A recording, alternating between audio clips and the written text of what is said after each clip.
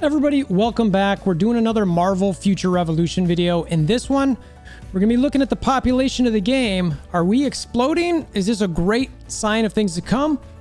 Or is it just everybody getting hyped for Wanda? We're also going to look at the quarterly earnings report and sort of combine all this discussion together. I'll give you guys my feelings, what I think, all that sort of thing. But there's some data out there, so we might as well check it out. If you're new to the channel, check out the Discord link in the description below. It's probably the easiest way to follow along with content, etc. If you want to help that algorithm out, hammer down like buttons, click the notification bell, subscribe. We've also got those membership things going with YouTube. There's some other things going on I got to check into. If you want to help support the channel, we always appreciate that. Much love to you if you do. Even if you don't, if you're here, appreciate you. So let's get to this.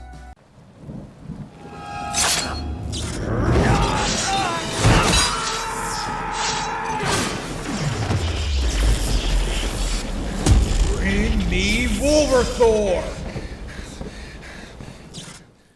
Okay, so this is something that I've shared a number of times before.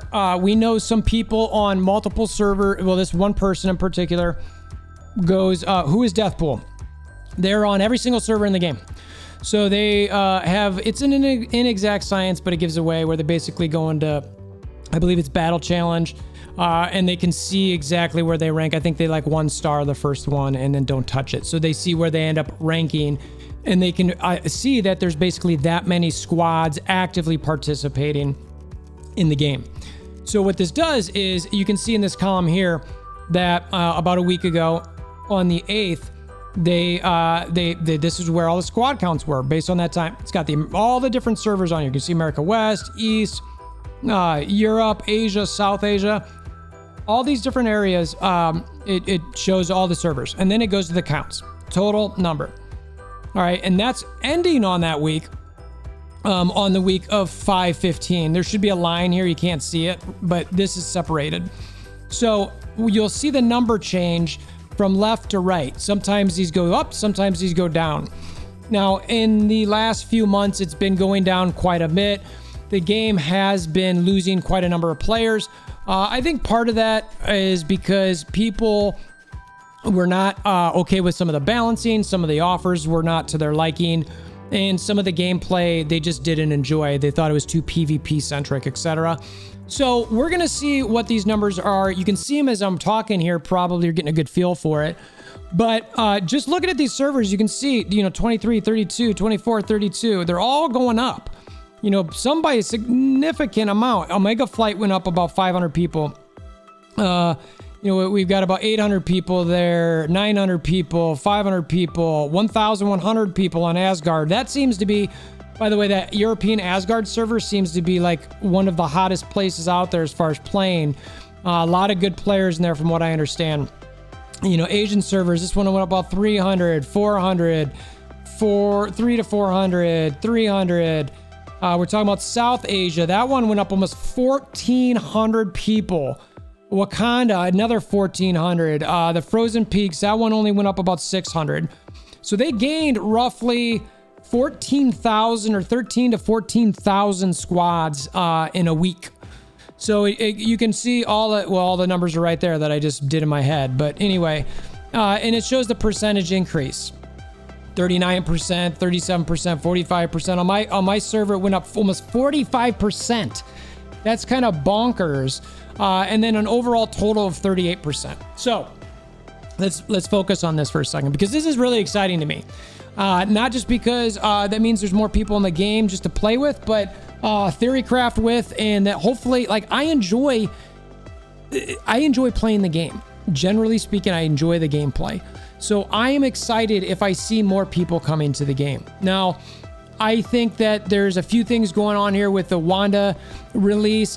There's a lot of people really excited to play her.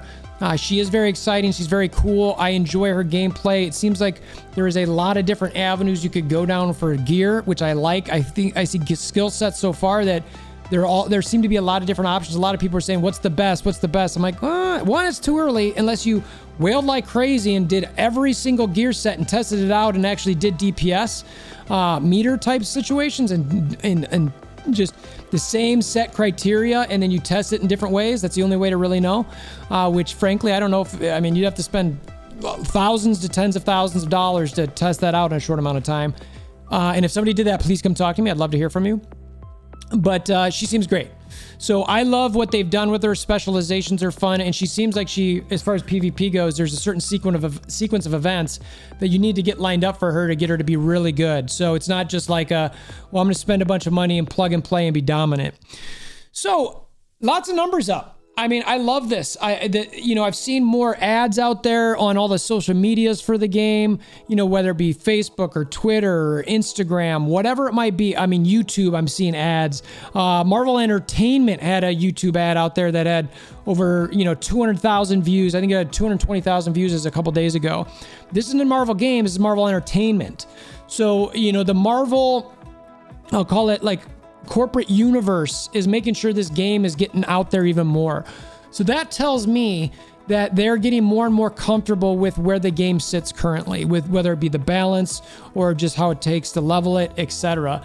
Now, I know that we had our soft launch, I know that we had our global launch, but I still thought that there was some room for improvement and that they might continue to market the game. We're seeing, I think, the first step to that now.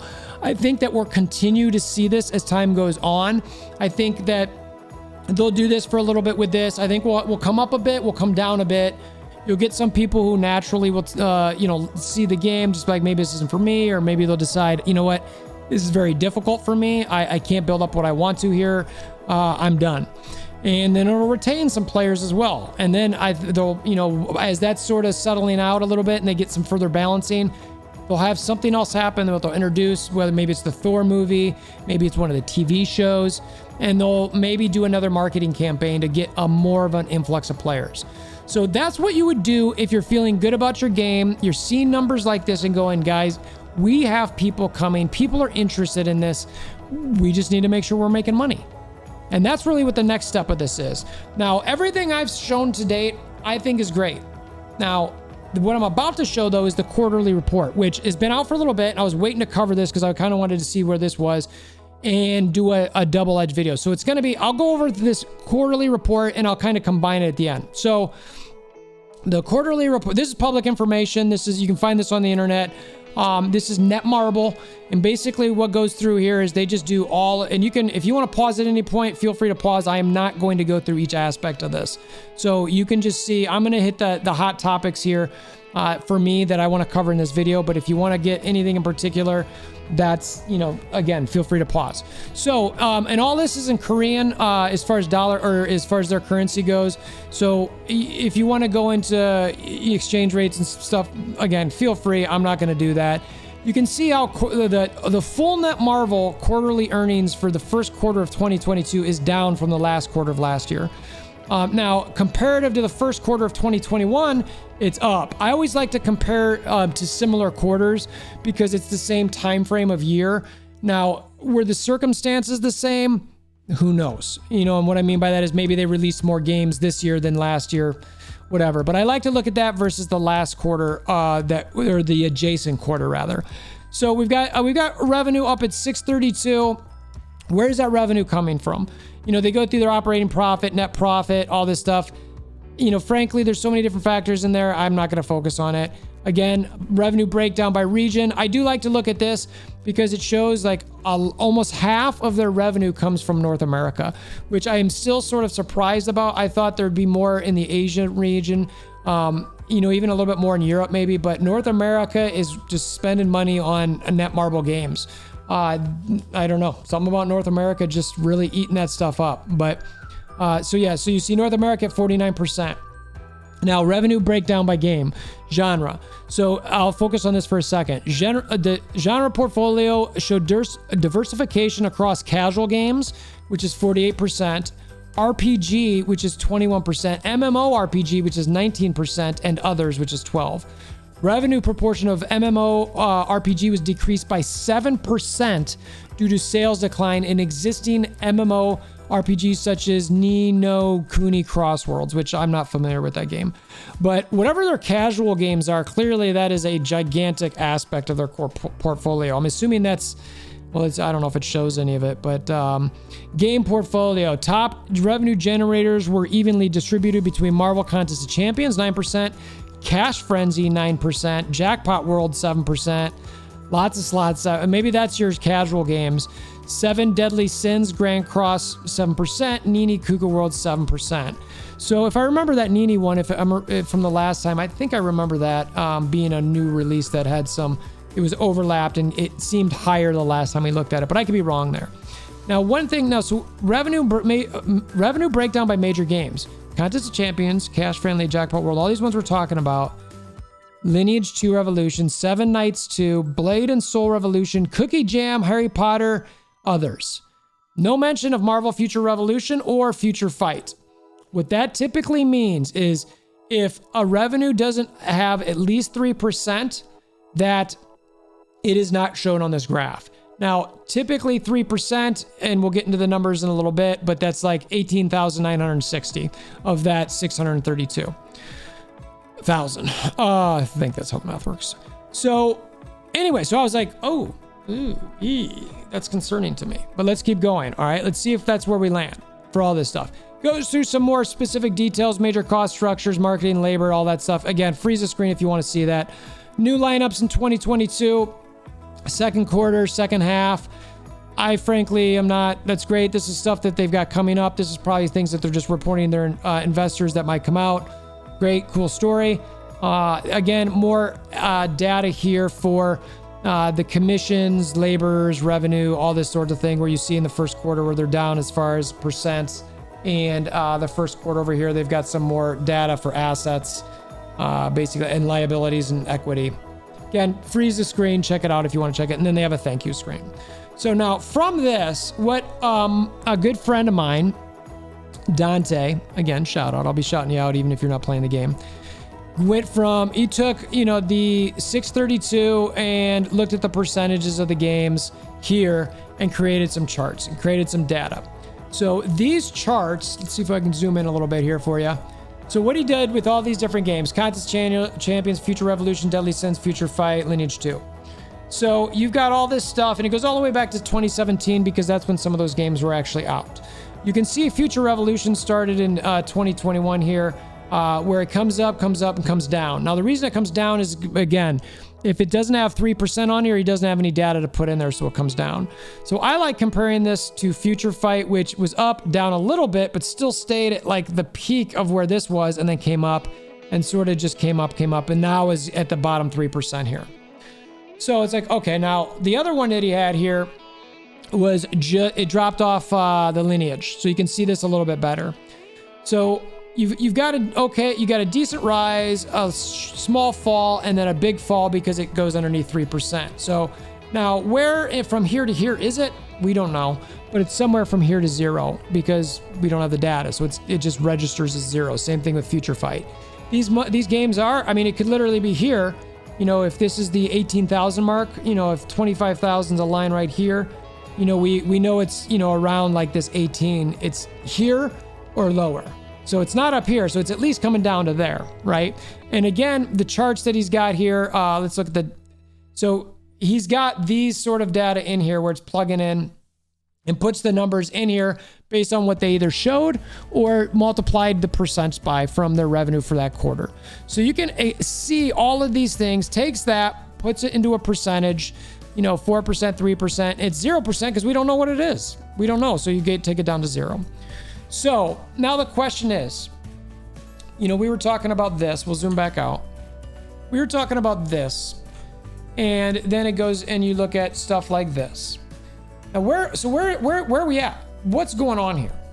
Well, that stuff was from before people added, so it was like there was spending was down, and I can tell you as somebody who played the game, yeah, it was you weren't necessarily spending on certain things because there were aspects of the game that you felt like were unbalanced. You felt like maybe fodder was too hard to get, that you couldn't build things up that you wanted to. The Black Friday, I'll tell you what, that Black Friday deal, that marble, you got to find a way to bring stuff like that every quarter, frankly. Honestly, you should have deals out there like that every quarter. I always do my offer reviews, and there will be a few deals here and there, and I'm a frugal person that I'm like, yeah, that one for sure, that one for sure. Now that one's for a big spender who just wants to get ahead. And they will have their microtransactions of people who maybe, want to spend a little bit, but, don't want to spend too much. So there's got to be a good balance there where you you want to feel good about the money you spend where you get something in return. If you spend even $8, you want to be like, you know what? I got something out of that $8. I didn't just, it wasn't an $8 dice roll and got nothing out of it. And then it feels even worse if you spend $80 or $90 or $45. So I'd like to see Netmarble adjust their offers a little bit. Again, they've got their data resources, all of those sort of things where they can look at that and decide, hey, you know what? WolverThor, you think you know what you're talking about that? All of our metrics and everything show something different. Okay, fine. Cool. I don't know what I'm talking about. I'm just looking at some of this stuff and feeling what I feel in games, seeing people's comments, stuff like that. But what I'm excited about is that there are 40% more people in here. And I'm hoping Netmarble, and this is really where this video is going to come to a culmination, is I'm hoping Netmarble is going to seize this opportunity to capture these people in the game and make them really feel good. Make them feel like this is fun, that their time is worthwhile in this game, that they can build towards something. Reward the people who spend money in the game as well, making sure that they feel like that money is worth spent. That if I've spent, that it's gotten me a little bit ahead or given me some sort of advantage somewhere versus somebody who maybe doesn't spend. And at the same time, and this is the challenge of all these games, don't make it so that a free-to-play player feels totally left out. Now, the people who spend the money support the game, so I get where they should get more. And at the same time, those free-to-play and cheap spend players, we need those people in the game as well so that we have a community to play around, right? And that's what's the fun aspect of these sort of things. So I wanted to share this. That's all I've got for this video.